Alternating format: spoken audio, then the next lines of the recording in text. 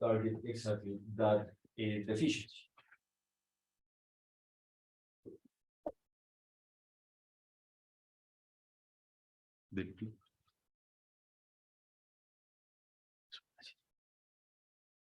And once we have the generic intervention, then we need to understand the specific intervention in each one of the elements. So if we are talking about building, the generic intervention could be, for example, the installation of a steel bracing to improve the stillness of the building.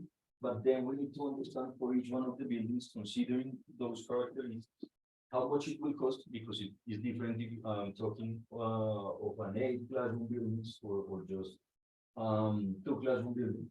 So I need to understand that particularities of each.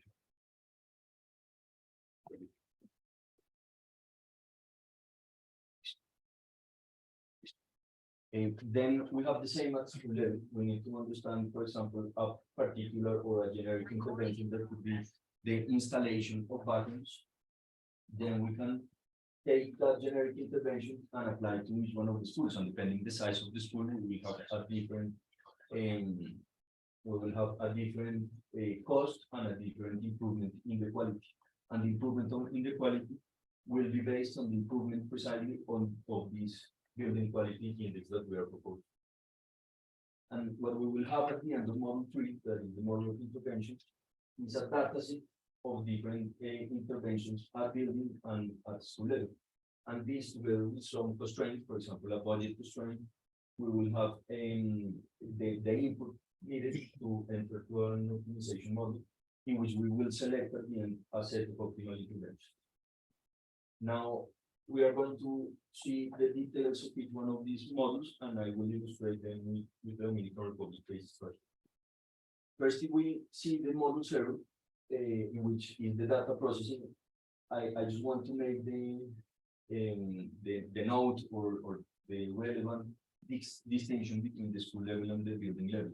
So when we are talking about buildings, we are interested in finding the structural characteristics of the building, so we can then understand the vulnerability and with this the risk level that the building has, and also the architectural characteristics of the building. For example, how is the ventilation or how is the illumination in each one of these buildings? And with this, we can then define a functional taxonomy at building level, so we can understand how is functionality in the classroom or in each one of the particular buildings.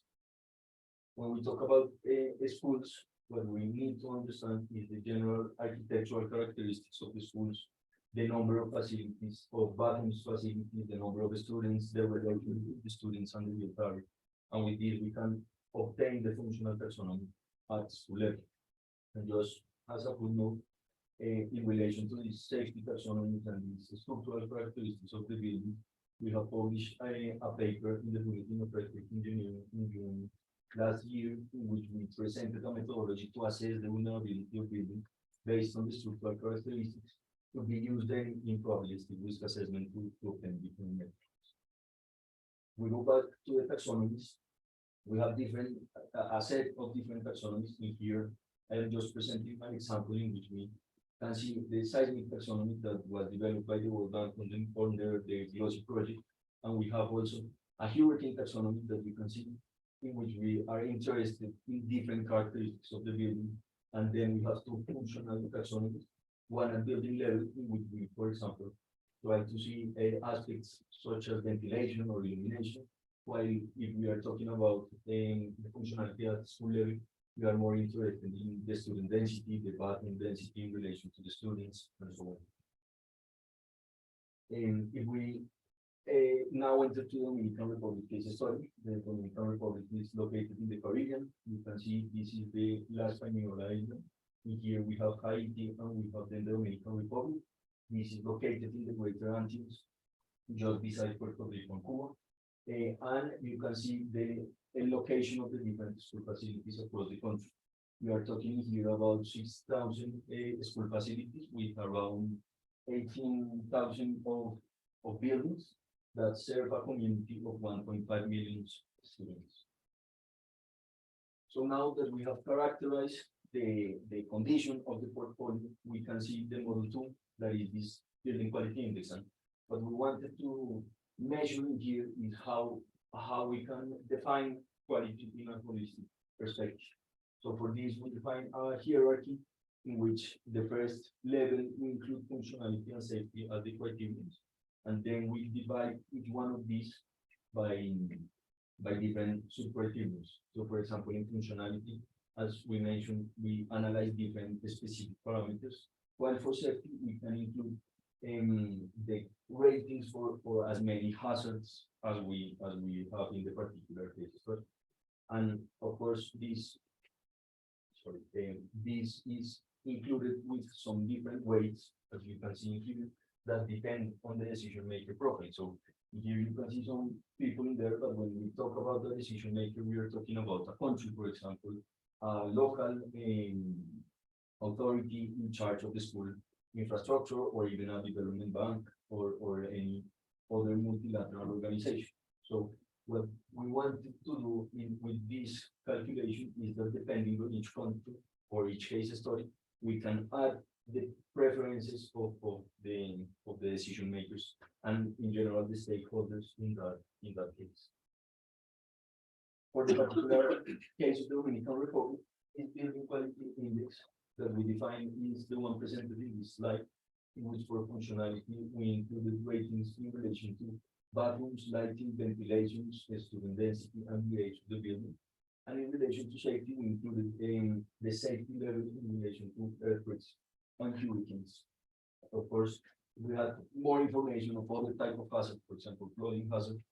We can then include additional ratings, but this is the information that we had and that we use in Model 0 and that was developed under a project from the World Bank that was developed together with Union and the Museum.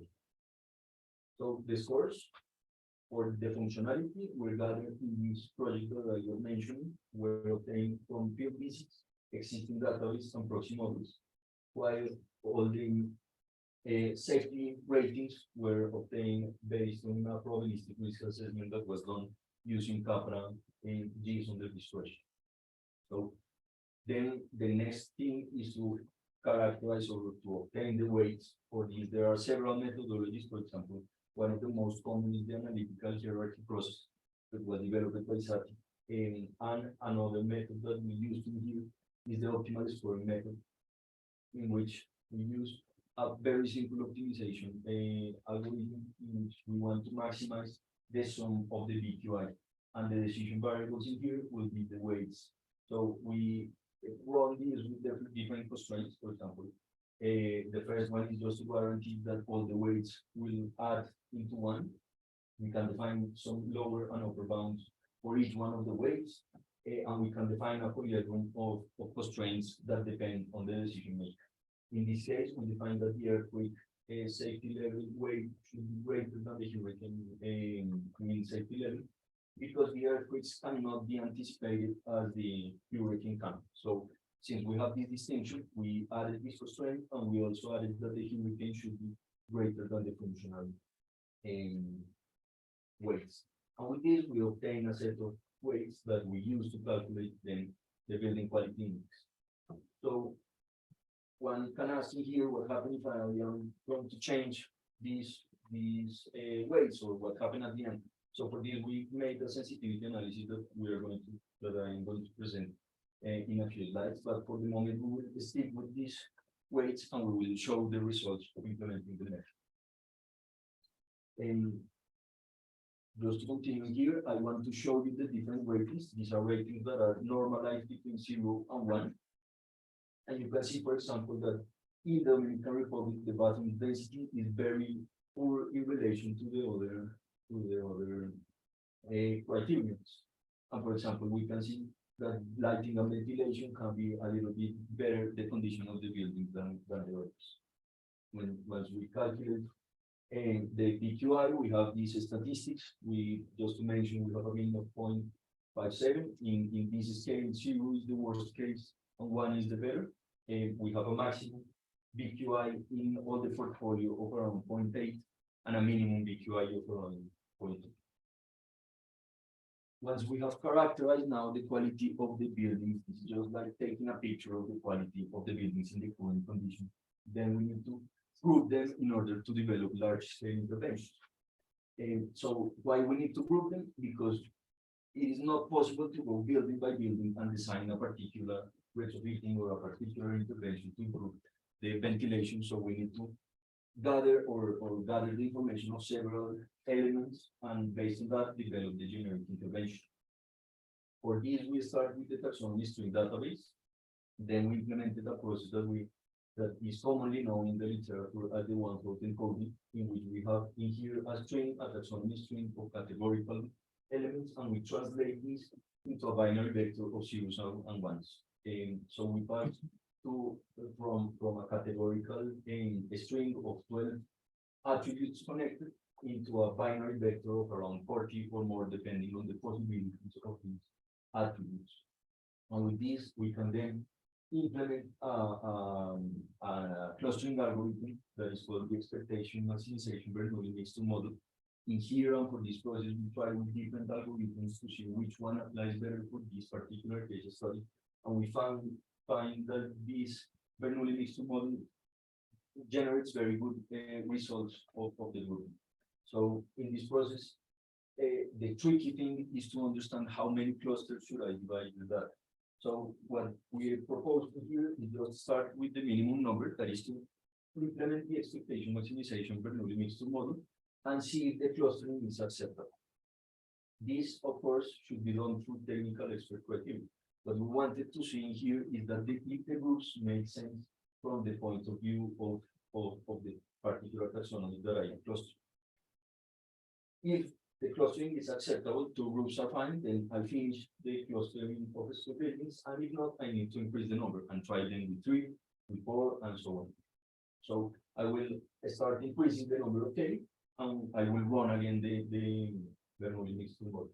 However, we have an additional question here, and is if the number of clusters is the same as the number of unique taxonomies that we have in the database. So in this case, if it happens, at the end, the clustering will match the taxonomies, the unique taxonomies that I have in the database.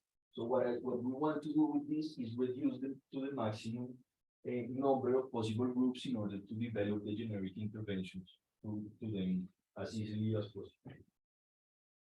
For the Dominican Republic case study, we have this seismic taxonomy with these 12 parameters. This is the glossy taxonomy, as I mentioned in some slides ago. And we try with different number of K. We see the different clusters and distribution of data. And at the end, we find in here that 7 clusters were logical from the structural point of view. So we have these in here, the different clusters.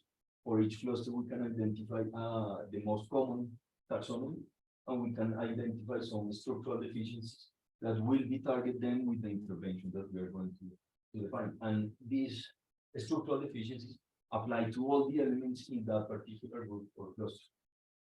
We did the same for the hurricane, in which we tried with different. In here, we found these 5 clusters, each one in which we characterize the deficiencies.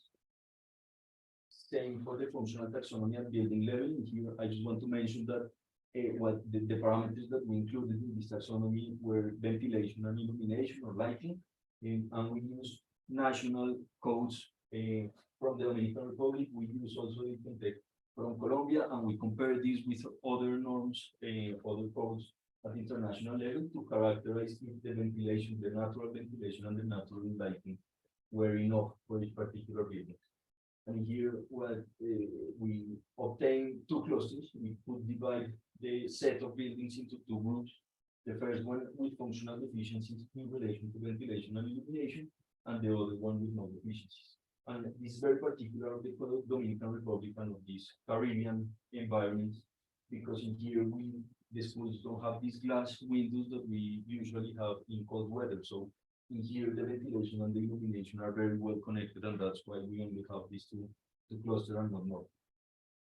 For the functional taxonomy at school level, we included the student density and the bathroom density and quality. And we tried with different number of K, and at the end, we obtain these four clusters in which we characterize all the groups or all the schools that have, for example, a poor button density and quality, or only a poor button density but the quality was good, or the general condition was good, or their general condition was bad, was good. And this particular clustering algorithm and the results, in particular for the seismic taxonomy, for this, we developed a paper that we sent to the International Journal of Disaster Risk Reduction. It's currently under revision. It was sent on December last year. And we also presented this in a COPA seminar in Bogota, in which we have some valuable input from all the members.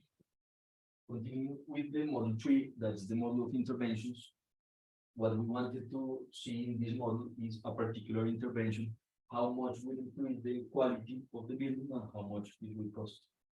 And we divided this model into steps. The first one is the generic intervention design at school and at building level. And in the step B, we design and we take that generic intervention and we implement it into a specific school or building. And the idea of this is that the specific intervention in a specific school, we will gain some improvement in terms of the BQI. We will sum all the improvement of BQI in the buildings of that school, and we will have the cost of that intervention. And when we do the same thing but at building level, we will have a BQI improvement now of the particular building that I am analyzing and a particular cost. So for the Dominican Republic, here we have the same clusters that I presented some slides ago. And we can see that for each one of these, we can define an intervention strategy. For example, if we have a very poor cluster of buildings, we can define the replacement of the building, and we will need to replace all the buildings in that particular cluster. So for this, we can also identify a unitary cost, and this unitary cost will then be used to calculate the cost in the particular buildings. That is the precisely the step B in this case, in which we take those generic intervention and we implement it to each one of the buildings. So you can see in this table that we have around 18,000 lines, one for each one of the buildings. For each building, we will have a seismic intervention, we will have a hurricane intervention and a functional intervention. And then for the schools, we will have a functional intervention for each one of the schools. So you can see here that the intervention will cover a group of buildings, and that's because all those buildings belong to the school facility. So now with this database that I just showed, the next step is, okay, we have now a database, but we have a fixed budget, and we need to select a subset that don't surpass that budget, but increases the quality as much as possible. So just to recall, we have the set of schools, the set of buildings. For each one of the buildings, we will have a set of interventions. For each one of the schools, we will have as well as a set of interventions. And each one of the interventions will be characterized with an increase in quality and with a particular cost. So considering this, the objective function in the optimization here is this one. We want to increase the quality as much as possible. This first term is the quality gain in the buildings. X is the decision variable that will be 0 if I will not implement the particular intervention, and 1 if I will. So I will count in here the increase of quality of buildings, and similarly in this term I will obtain the increase of quality at school intervention. That's the other decision variable that we include. I will go back to this term in a moment, but all these will be subject to different constraints. The first one is a budget constraint, in which I define a maximum budget that in this case is M, and I only account here the cost of implementing the building intervention and here the cost of implementing the school intervention. And we added this minimum quality restriction, which is a soft constraint. In here we have the current level of quality of the building, and we can see here the improvement in terms of the interventions that I made in the building, and here the improvement obtained by the interventions that I made in the school. And I have this decision variable also that will account for an error, because it should be a soft constraint, because I may not have enough money to achieve the minimum quality level that I want to gain. So this is why we have also this in this term or this sum in the objective function. So we can account for this. We will try to fulfill this constraint, but we cannot guarantee that it will be considered. So based on this, we implemented this model in Bureau. We run the model for a particular budget of 100 US million. This is a process that is very fast. It takes around 1 second to run. And what we have is a distribution of different interventions. We have a subset of 5,000 interventions in here with a total cost of around 100 million and a BQI improvement of around 1,300 BQI points. But this makes no sense if we don't compare this with the maximum cost and the maximum budget. So we can see that with an improvement of around 10% of the total investment of the data set, I will gain an improvement of 32% or in quality. So we can take this and make this will be a point in this graph, which we have in the x-axis the budget constraint that can go from 0 to 100%, and we have in the y-axis the improvement in BQI. So we can, for example, define all these points, changing the budget constraint. You can see here that no constraint, of course, will be no gain in quality, and 100 of investment will be all the gain in quality. And we can start running this model in a parametric way. And with this, we can then obtain this optimal frontier of the optimized program. And we can start comparing what this means. For example, instead of running this program and selecting this data set wisely with this optimization, I can, for example, select all the seismic interventions and implement them all. And in this case, the cost of implementing this seismic intervention will be around 50% of the total cost. And here the gain benefits will be around 30%. This compares to running this program and using this optimization, in which we can have a 2.6-fold in the quality or the improvement quality, instead of only implementing a subset of the data set, in this case, the seismic interventions. And we can see the same for all the different taxonomies. At the end, sorry, we can also compare not only in a vertical way, but also in a horizontal way. If we want to gain 30% of the benefits, if we implement the seismic intervention, we will need 50% of the cost. But if we implement the optimized program, we will only need 35% of that investment. So this shows how important it is to use a decision-making framework rather than only selecting interventions based on a particular characteristic that should be perfect. But I want to go back to the weights that we discussed at the beginning of the presentation, and we selected the weights with the particular conditions of the optimal scoring method. But we can ask, okay, if I change that, how will these results change? So for this, we have first the optimal scoring method with a maximization. These are the scores that we presented until now. But we also implemented some parametric weights in here, in which we bias one of the first level criteria. For example, in profile 1, we bias 100% of functionality, while in profile 5, we bias 100% of safety. And we have a balanced profile in here and two profiles that are also biased, but not as much as the profile 1 and 2. And we also change, for example, the maximization to a minimization in the optimal scoring method to understand what will happen in each one of those cases. So what we have is different frontier cubes, or as the ones that we presented above. In here in black is the profile 3 that is the balance, the profile 3 that is the balance profile. In here we presented all the frontiers in terms of the BQI of the profile 3. And what we can see, for example, for these two is that they do not reach 100% of benefits or quality. And these are the profile 1 and profile 5, in which we bias all towards only one of the criteria. So we can, for example, conclude from this that it is very important to consider the problem in a holistic way and not only focusing on one particular criteria. Another comparison that we wanted to do in this project is how these compare with more simple or single policy programs.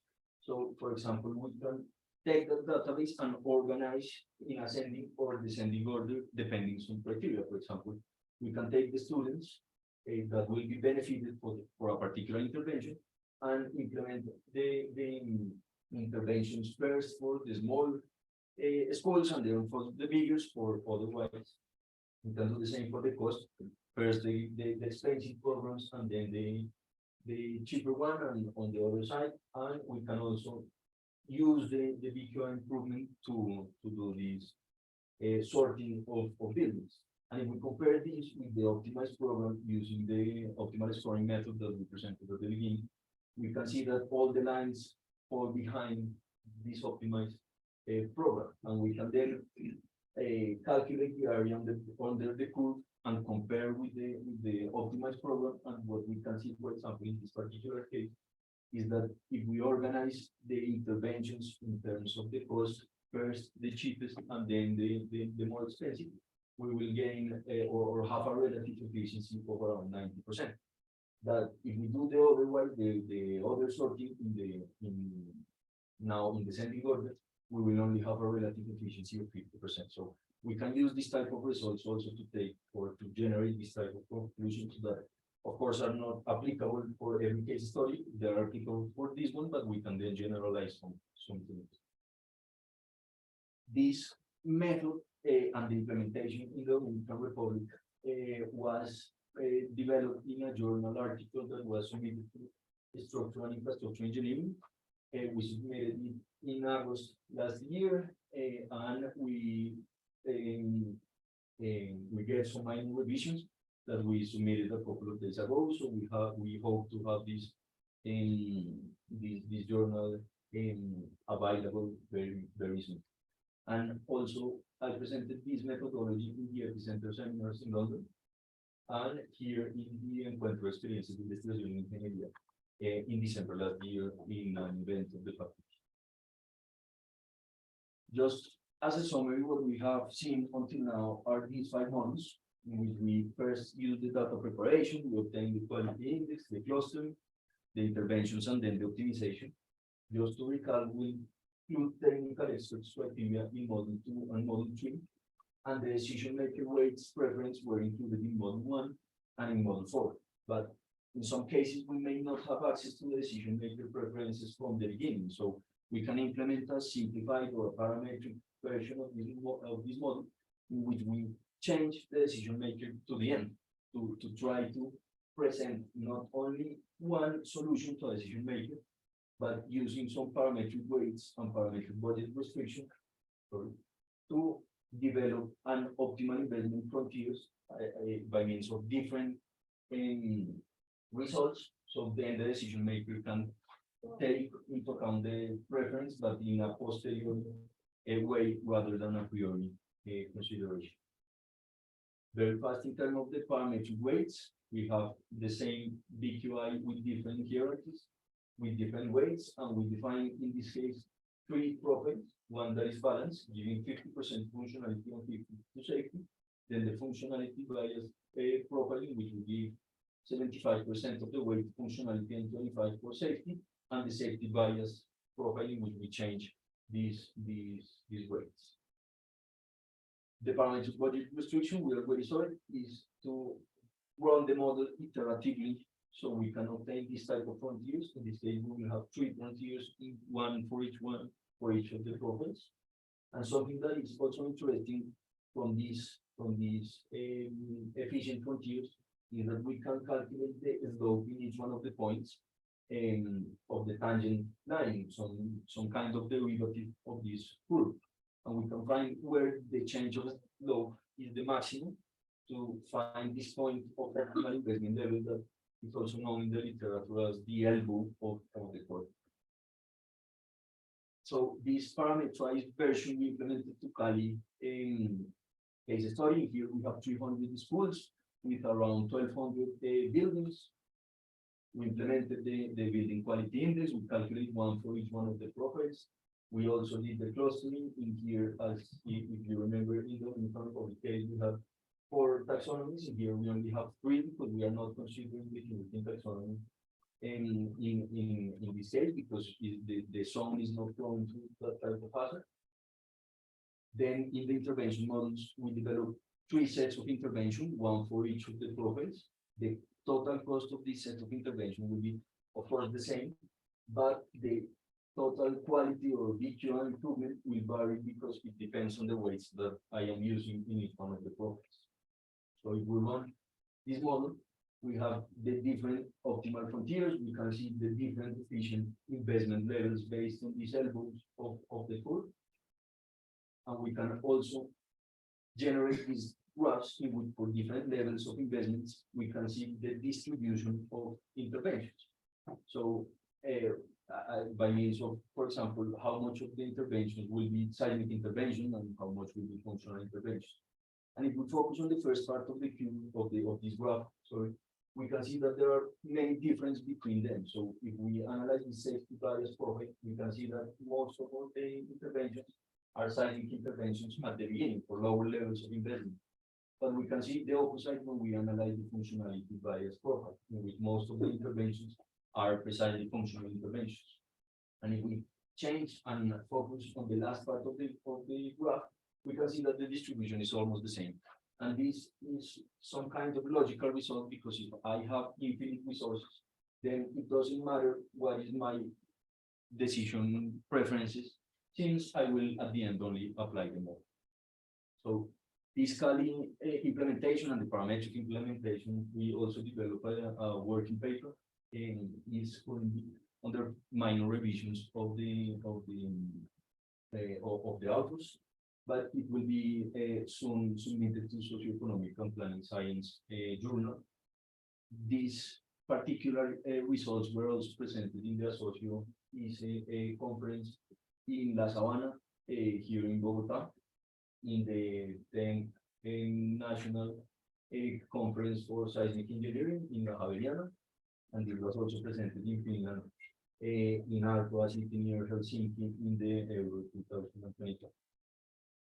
So just to state some limitation of this procedure, just to wrap up this meeting, this is not a purely data-driven process. We cannot expect to press a button and obtain some results.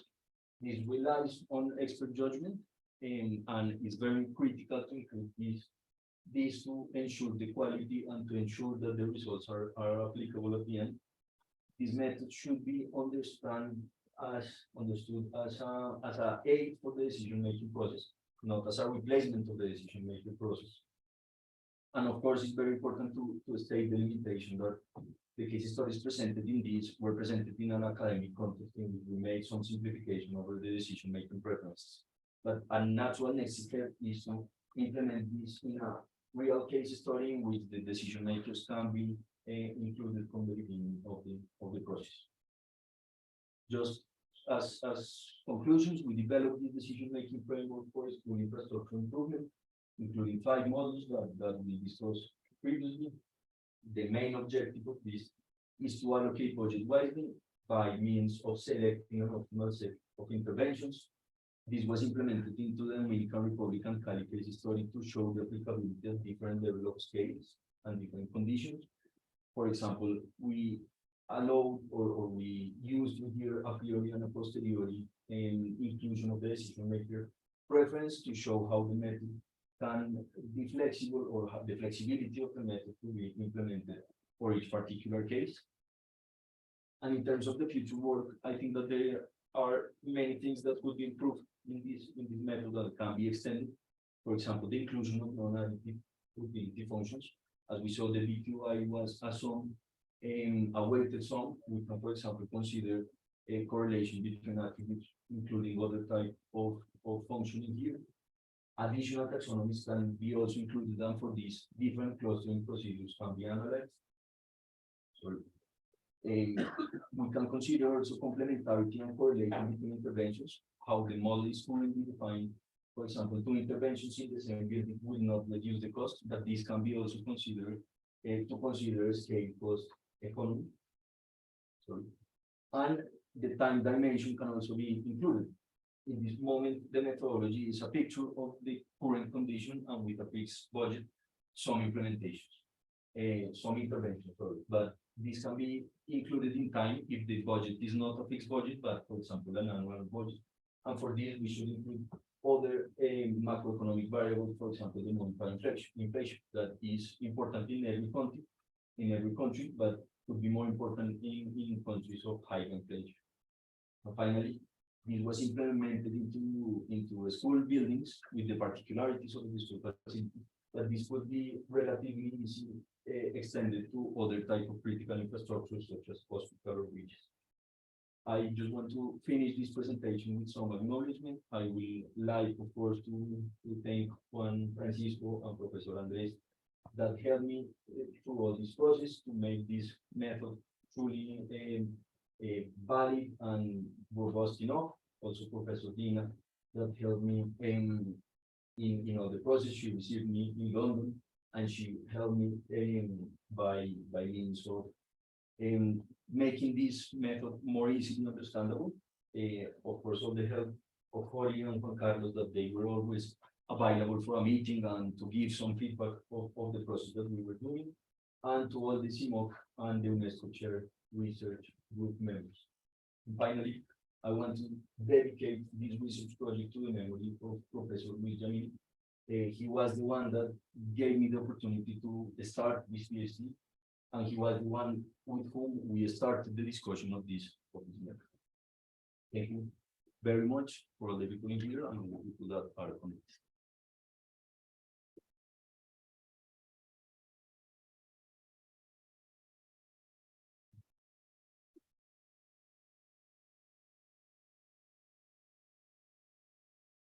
Thank you, Rafa, for your presentation.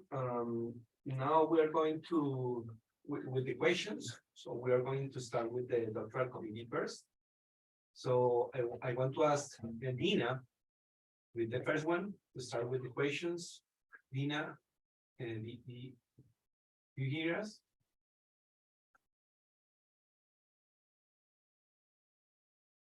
Dina?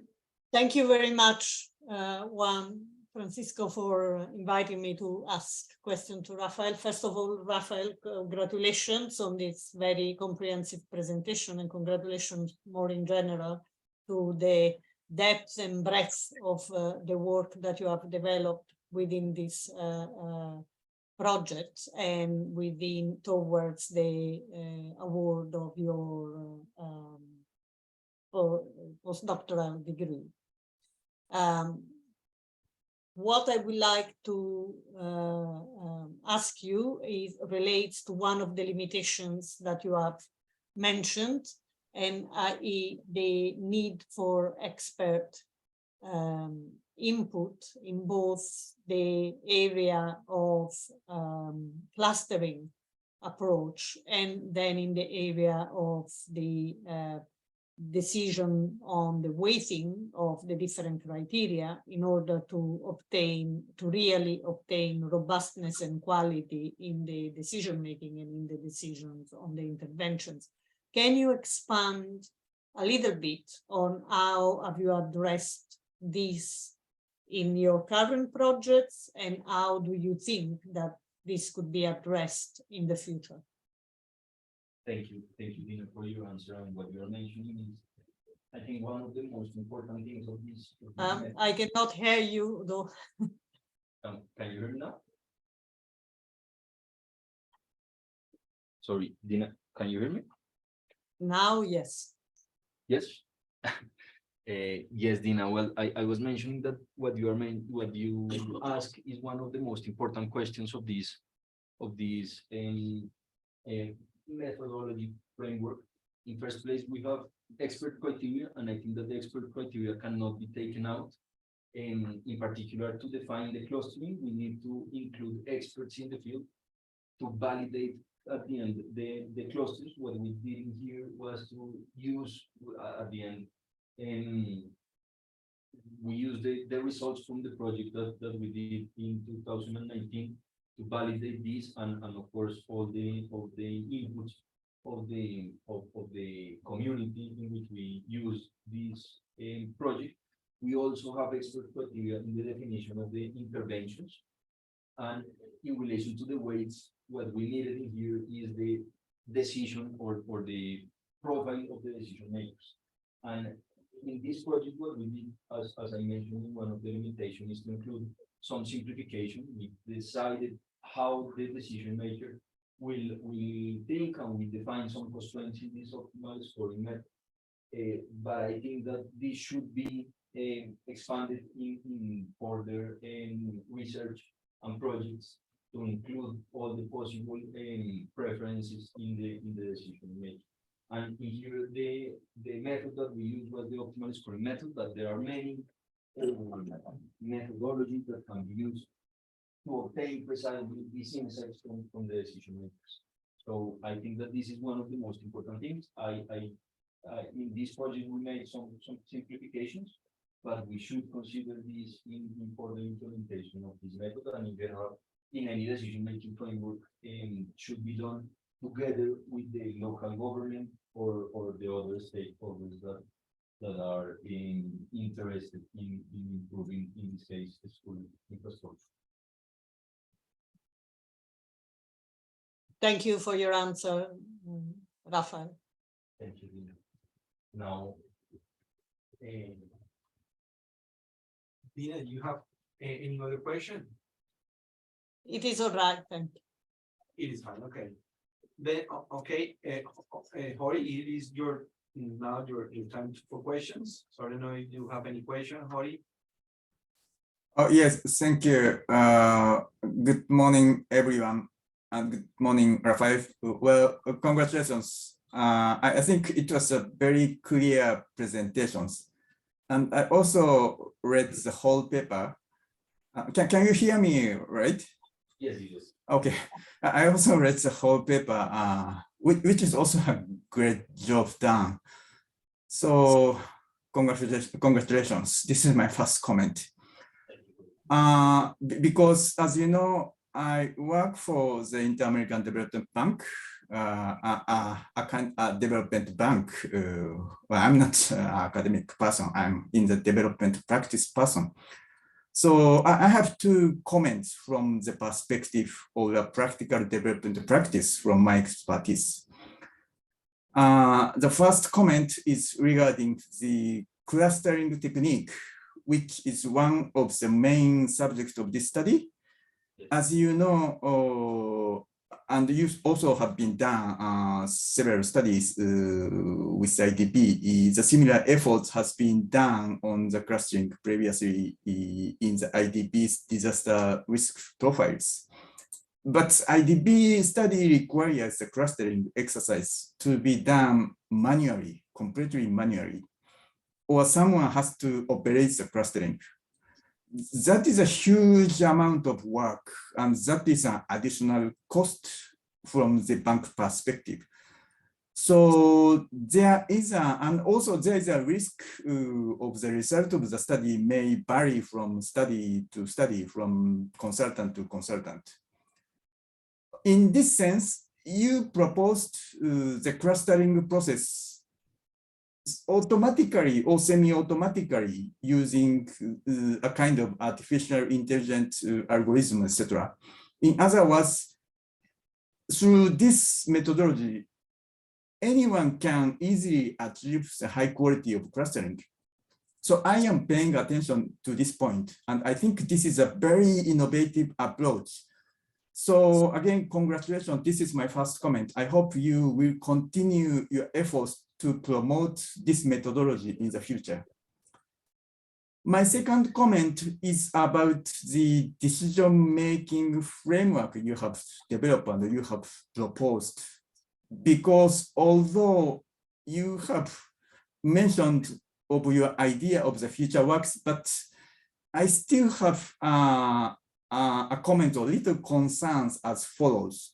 Because I am still thinking how your proposed decision-making framework, which was excellent, and the methodology can be used in the practical or in practice in development policy development in a country or in countries, and how it can contribute to improve the development efficiency.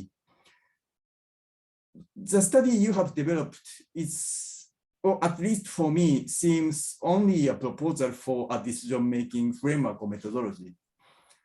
And it is also important as a next step to encourage the government stakeholders in the target countries to apply this decision-making framework. In other words, to use it in practice in the actual development practice.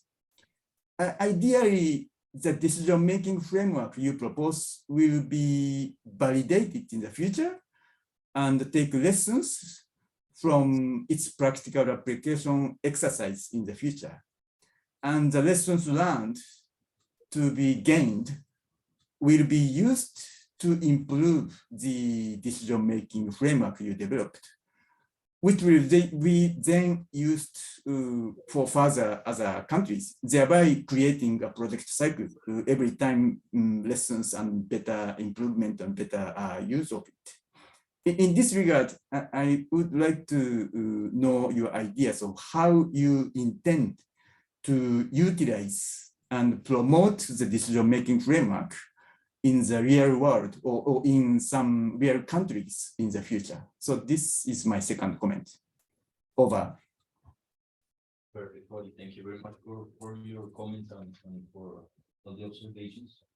First, if we talk about the clustering procedure, as you correctly mentioned, this is like a semi-automatic automation of the clustering process that was made in previous projects and in previous research or by means of only expert criteria. So what we wanted to do when we start talking on how to include this clustering algorithm was to try to make this process some kind of semi-automatic to take out the responsibility to all the decision to the particular decision maker, the particular expert. So in this case, Rafa, sorry, but we cannot hear you. You need to be closer to your computer, I think. you can You can stop sharing if you want, Rafa. can you hear me now? Yes. Sorry. Better. Yes. That's better. In here, that's fine as well.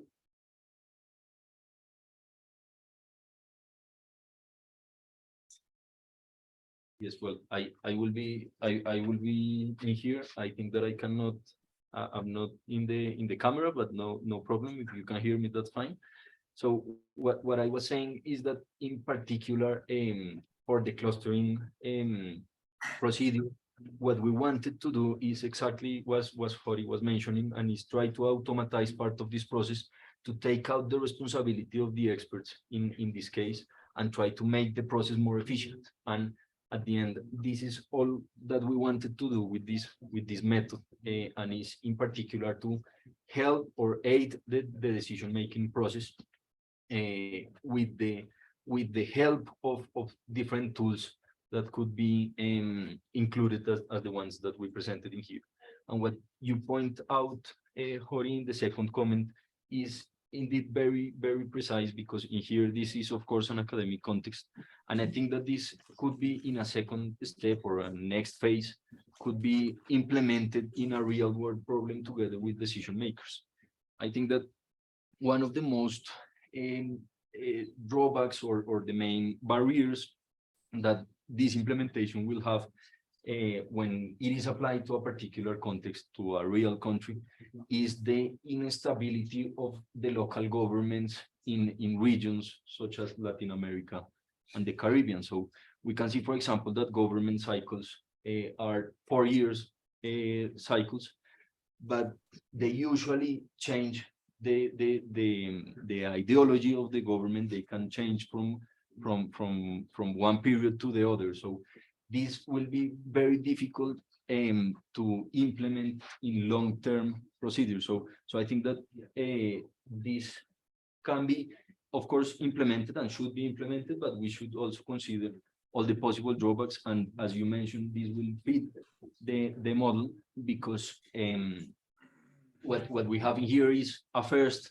iteration, but this should be a model that is dynamic. We showed the flexibility of the method, for example, with the 2 case studies, But of course, with additional implementations, we will also learn additional lessons, and the method, how we proposed the method in this research project was precisely a flexible method in which we can add some different steps, remove some steps, or modify them so they can be implemented into different contexts. And I think that should be the way that this could be done in the future. And I think that your last question, Hori, was how I was thinking on using this in the future. And I believe in the methodology, in the sense that I think that this could be implemented in different contexts, and the lessons will be very valuable to obtain, and will feed the project, and will of course make it better every time. That is what we wanted, to make it more useful for the decision-making process.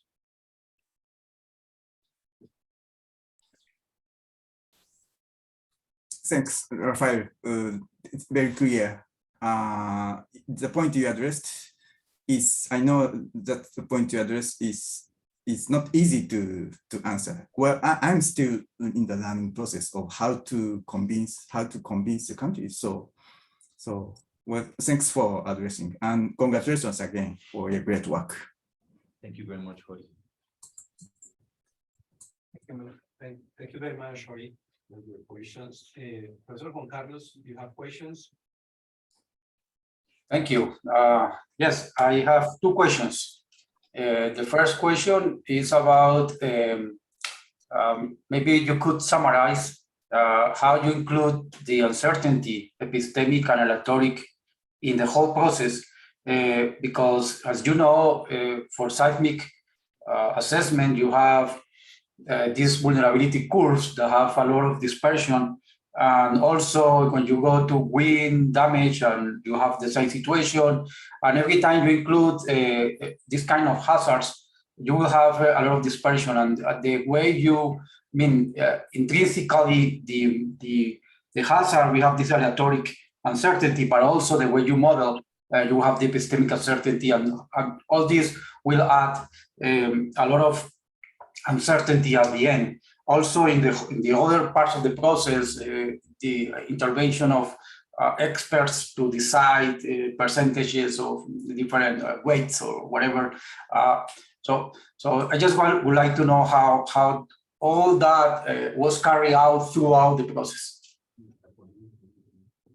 That's a very good question, Juan, and thank you for asking. And what you mentioned is one of the most important things of this particular framework, but of any framework that will be used for decision making. So in this sense, what we included, or the uncertainty, how was it included, was in particular on the scoring or the rating that we implement to the school building. So for example, in the particular case of the disaster risk or the safety level, we used a probabilistic risk assessment in which we try to include all these uncertainty in the vulnerability functions, and all the uncertainty also in the exposure database and in the hazard. So I think that uncertainty is included in there and should be also included in other aspects. In particular, for the functionality, in this case, we did not include this uncertainty. We use particular values, this because at the end, the functionality is more difficult in that sense to evaluate from a probabilistic point of view.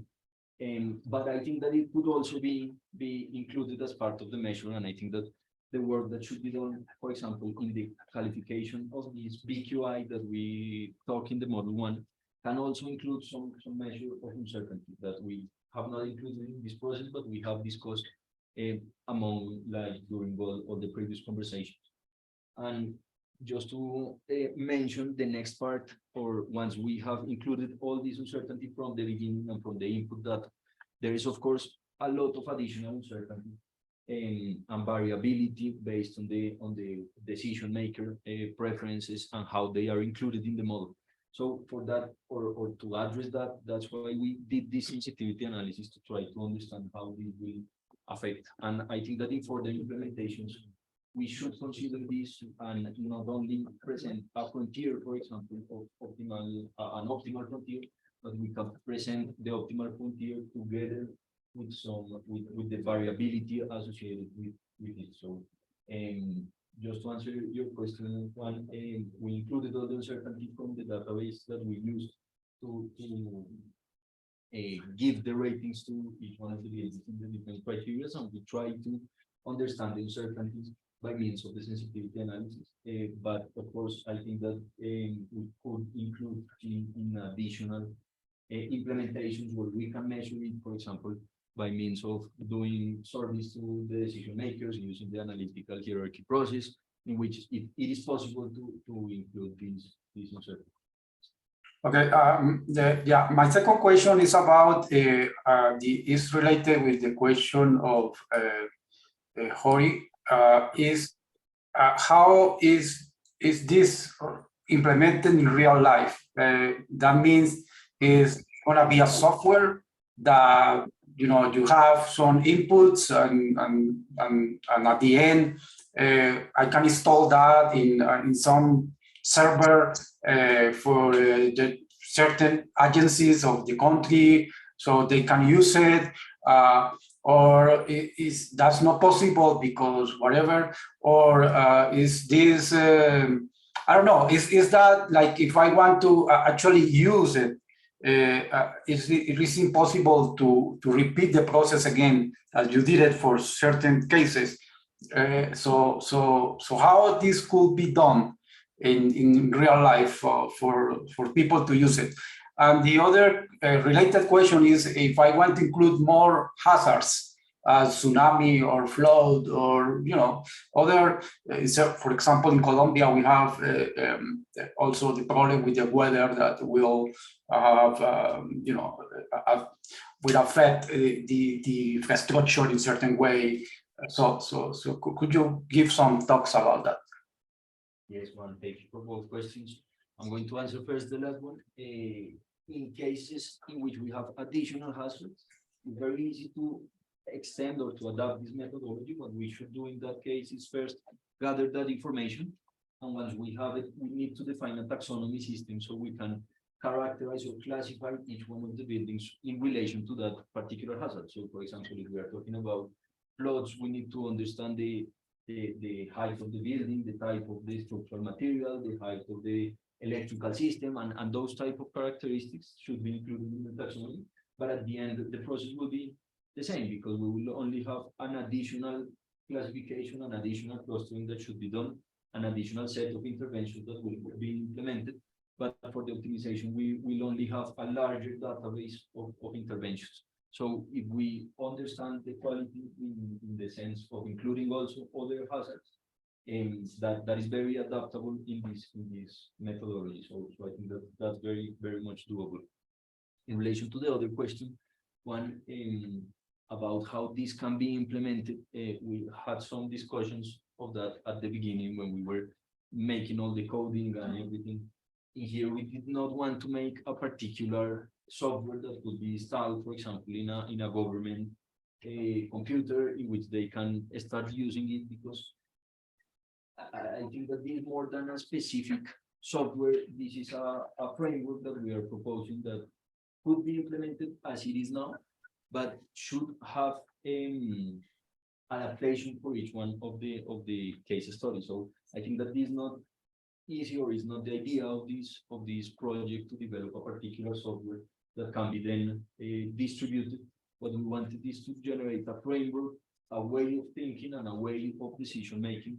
And I think that this would be a basis for future implementations, but not in a way of a software, but rather in a way of the steps that should be implemented, that should be done for each case. Of course, for each model, we have some software that we made, some coding that could be used in different applications, but I think that every application has its own particularities and should be adapted in that sense. So I think that this method cannot be translated and given to a country in particular. So like, take this and take your own decision. This should be a process that is accompanied by someone that knows this process and with experts in each one of the fields and with experts in each one of the particular models that we propose to include.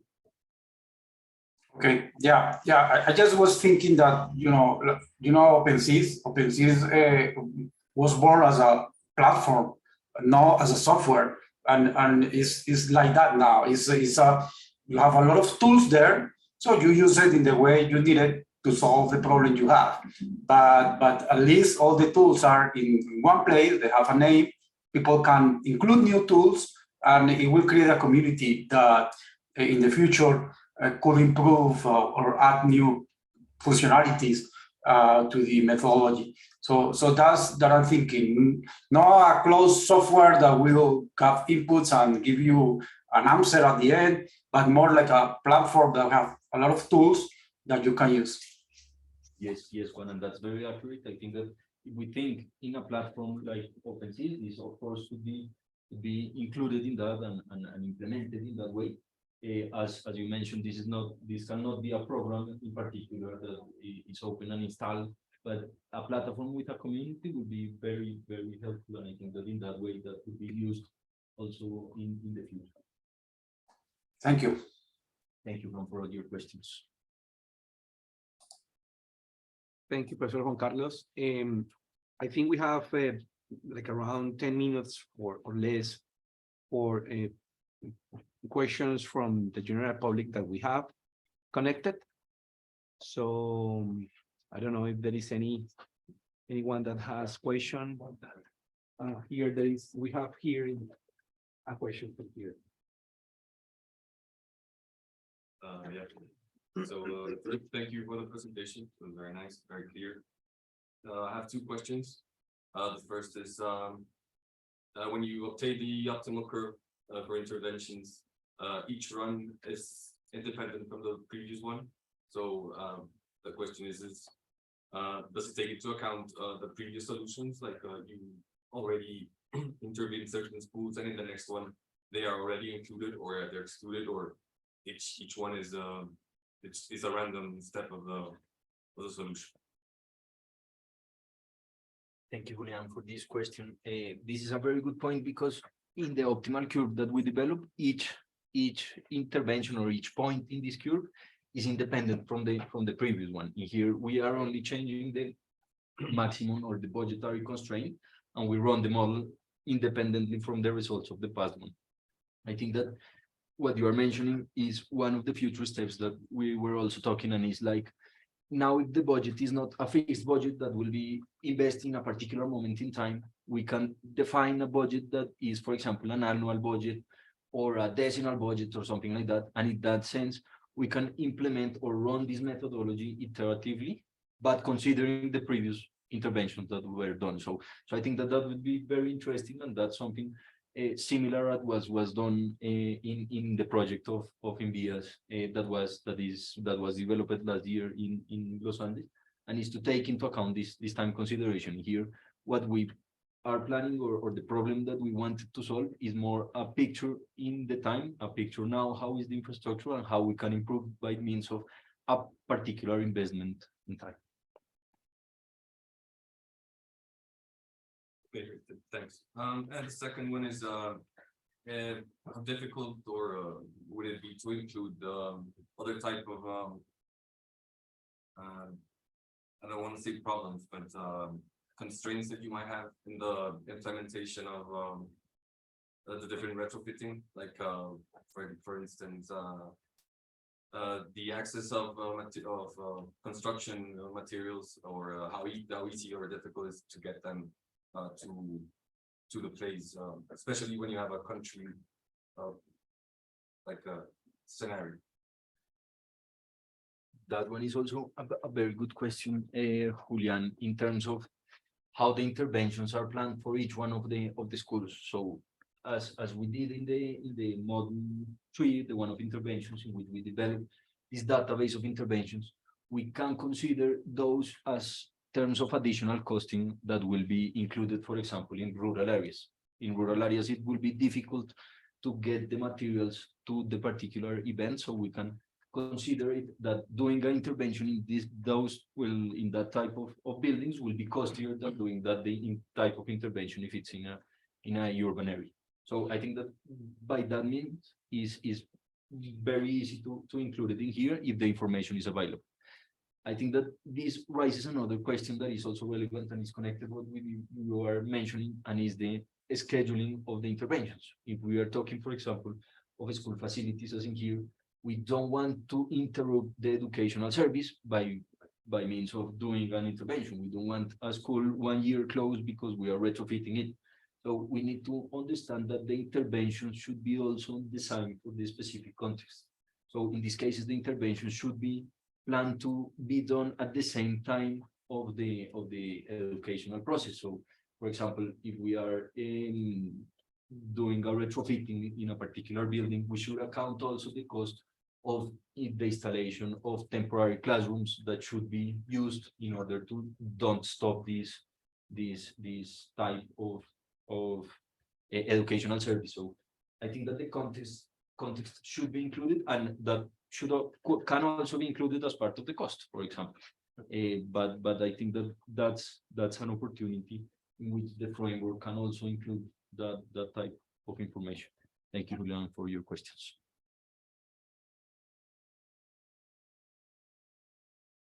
Is there If anyone in the Zoom connection have questions, I can raise the hand and I can give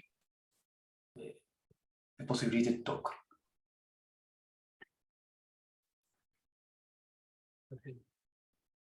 Era que sí está habilitado el chat. Sí.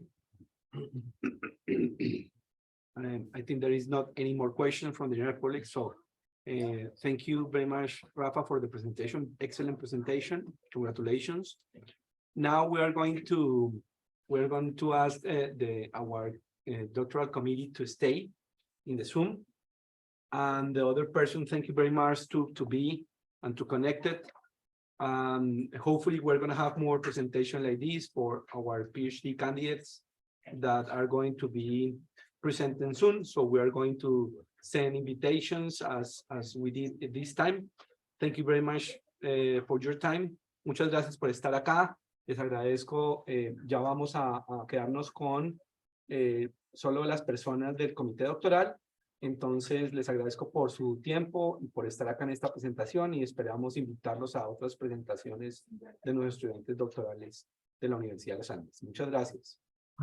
Creo un cuarto aparte para la discusión. Sí, Eso Juan, puede ser más si quieres, fácil.